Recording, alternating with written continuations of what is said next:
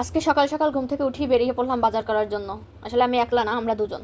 একটু সকাল সকাল যাওয়ার কারণ সে আমাকে বাজার করে দিয়ে তারপর অফিস চলে যাবে। এই জন্য রেডি হয়ে বের হয়ে পড়লাম বাজারে যাওয়ার জন্য।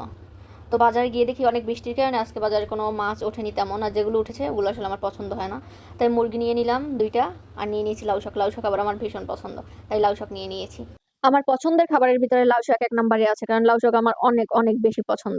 তো এগুলোকে আমি নিয়ে একা একা হেঁটে বাসার দিকে যাচ্ছি, সে চলে গিয়েছে অফিসে। তো বাইরে আজকে কিন্তু অনেক বৃষ্টি, আজকে সারাদিনই, রাত্রেও অনেক বৃষ্টি হয়েছে, সকালেও অনেক বৃষ্টি।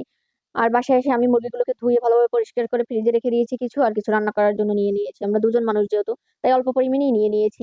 আর লাউ শাকটাকে আমি আজকে রান্না করবো না, তাই লাউ শাকটাও কেটে ফেলে ফ্রিজে রেখে দিয়েছি। তো আমি এখন চলে গেলাম রান্না করতে। রান্না করছি আর ভাবছি বাইরের আবহাওয়াটা এত ঠান্ডা ঠান্ডা বৃষ্টির কারণে আসলে খিচুড়ি হলে বেশি জমে যাবে আজকে। তো যেই ভাবনা সেই কাজ, তো আমি ভাবছি আজকে না, ফাইনাল হচ্ছে আমি খিচুড়ি রান্না করব।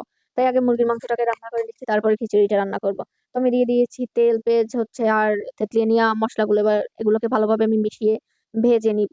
আর একটা গল্প মনে পড়লো এই রান্না করতে করতে। আমার গল্পটা হচ্ছে যে বর্ষাকাল আর খিচুড়ি যেন একে অপরের পরিপূরক। যখন বাইরে বৃষ্টি পড়ে তখন ভুনা খিচুড়ি খাওয়ার একটা মজা আছে আলাদা, এটা সত্যি। ধুর, আমি ভয়েস দিচ্ছি আর উপরে কিসের জন্য সাউন্ড হচ্ছে, যাই হোক ওটা আপনারা কেউ মাথায় নেবেন না। তো যেটা বলতেছিলাম, খিচুড়ি খাওয়ার মজাটা কিন্তু আলাদা বর্ষার ভিতরে। আসলে যখন বৃষ্টির দিনে গ্রামের মানুষ যখন ঘরবন্দি থাকে, তখন তারা হচ্ছে সহজে ঝটপট রান্না হিসেবে খিচুড়িটাকেই বেছে নেয়। আর খিচুড়ির সাথে যদি গরুর মাংস, খাসির মাংস হয় তাহলে তো আরো বেশি জমে যায়, আর কথাই নেই। আর যদি থাকে তেঁতুলের আচার তাহলে তো ভীষণই মজা। তবে আপনাদের সাথে কথা বলতে বলতে হচ্ছে মশলাটাকে ভালোভাবে কষিয়ে নিয়ে দিয়ে দিয়েছি ধুয়ে পরিষ্কার করে রাখা মুরগির মাংস।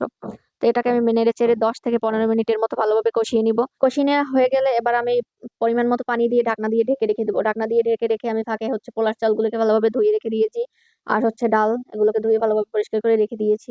তো আমার মাংসটা প্রায় হয়ে গিয়েছে, এখন আমি মাংসটাকে উঠিয়ে তারপর হচ্ছে খিচুড়ি রান্না শুরু করবো। খিচুড়ি রান্নাটা আপনাদের দেখালাম না, আর মুরগি রান্নাটাও পুরোপুরি দেখালাম না, এগুলো হচ্ছিল কমন, সবাই রান্না করতে পারে কম বেশি।